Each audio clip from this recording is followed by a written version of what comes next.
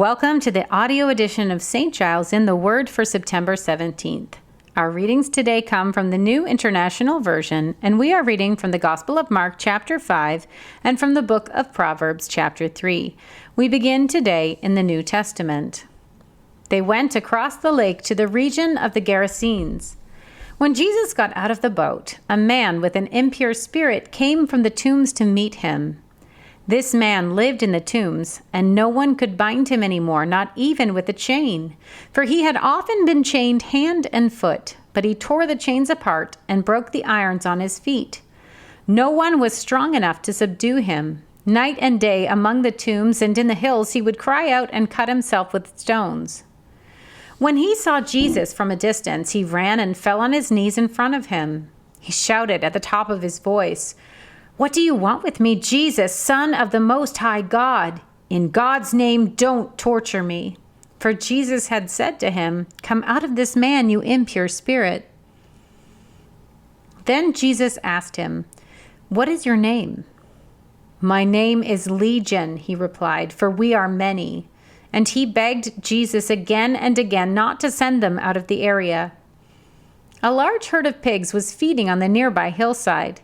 The demons begged Jesus, "Send us among the pigs, allow us to go into them." He gave them permission, and the impure spirits came out and went into the pigs. The herd, about 2,000 in number, rushed down the steep bank into the lake and were drowned. Those tending the pigs ran off and reported this in the town and countryside, and the people went out to see what had happened. When they came to Jesus, they saw the man who had been possessed by the legion of demons sitting there, dressed and in his right mind. And they were afraid. Those who had seen it told the people what had happened to the demon-possessed man, and told about the pigs as well. Then the people began to plead with Jesus to leave their region. As Jesus was getting into the boat, the man who had been demon-possessed begged to go with him. Jesus did not let him, but said, "Go home to your own people and tell them how much the Lord has done for you, and how he has had mercy on you." So the man went away and began to tell in the Decapolis how much Jesus had done for him. And all the people were amazed.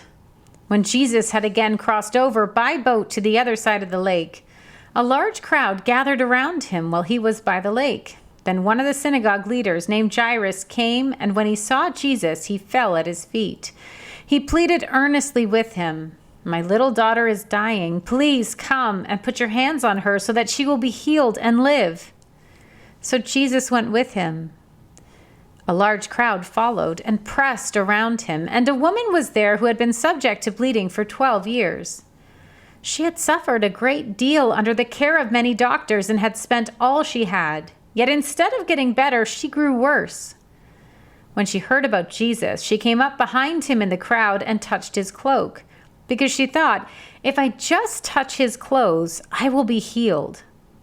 Immediately, her bleeding stopped, and she felt in her body that she was freed from her suffering. At once, Jesus realized that power had gone out from him.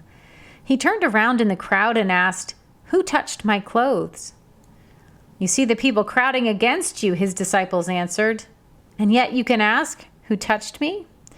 But Jesus kept looking around to see who had done it. Then the woman, knowing what happened to her, came and fell at his feet, and trembling with fear, told him the whole truth. He said to her, "Daughter, your faith has healed you. Go in peace and be freed from your suffering." While Jesus was still speaking, some people came from the house of Giles, the synagogue leader. "Your daughter is dead," they said. "Why bother the teacher anymore?" Overhearing what they said, Jesus told him, "Don't be afraid, just believe." He did not let anyone follow him except Peter, James, and John, the brother of James. When they came to the home of the synagogue leader, Jesus saw a commotion with people crying and wailing loudly. He went in and said to them, "Why all this commotion and wailing? The child is not dead, but asleep." But they laughed at him. After he put them all out, he took the child's father and mother and the disciples who were with him and went in where the child was. He took her by the hand and said to her, "Talitha kum," which means, "Little girl, I say to you, get up." Immediately the girl stood up and began to walk around. She was 12 years old. At this, they were completely astonished. He gave strict orders not to let anyone know about this and told them to give her something to eat. We turn now to the book of Proverbs.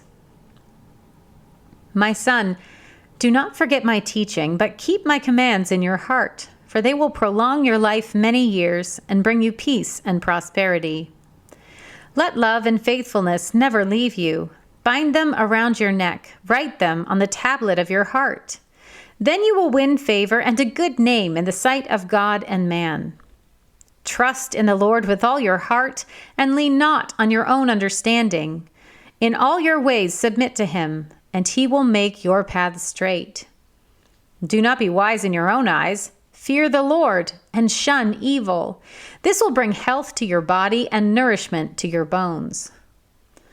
Honor the Lord with your wealth, with the first fruits of all your crops.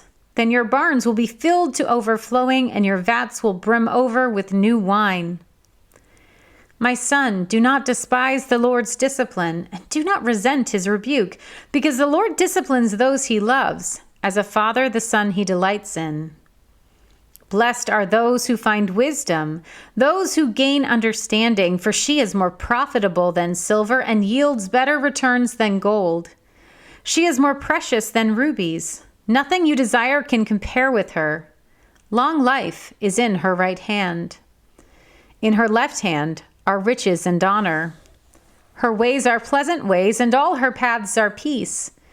She is a tree of life to those who take hold of her. Those who hold her fast will be blessed. By wisdom, the Lord laid the earth's foundations. By understanding, he set the heavens in place. By his knowledge, the watery depths were divided, and the clouds let drop the dew. My son, do not let wisdom and understanding out of your sight. Preserve sound judgment and discretion. They will be life for you, an ornament to grace your neck. Then you will go on your way in safety, and your foot will not stumble. When you lie down, you will not be afraid. When you lie down, your sleep will be sweet. Have no fear of sudden disaster or of the ruin that overtakes the wicked, for the Lord will be at your side and will keep your foot from being snared. Do not withhold good from those to whom it is due, when it is in your power to act. Do not say to your neighbor, "Come back tomorrow and I'll give it to you," when you already have it with you. Do not plot harm against your neighbor who lives trustfully near you. Do not accuse anyone for no reason when they have done you no harm. Do not envy the violent or choose any of their ways, for the Lord detests the perverse but takes the upright into his confidence. The Lord's curse is on the house of the wicked, but he blesses the home of the righteous. He mocks proud mockers, but shows favor to the humble and oppressed. The wise inherit honor, but fools get only shame. Here ends our reading for today.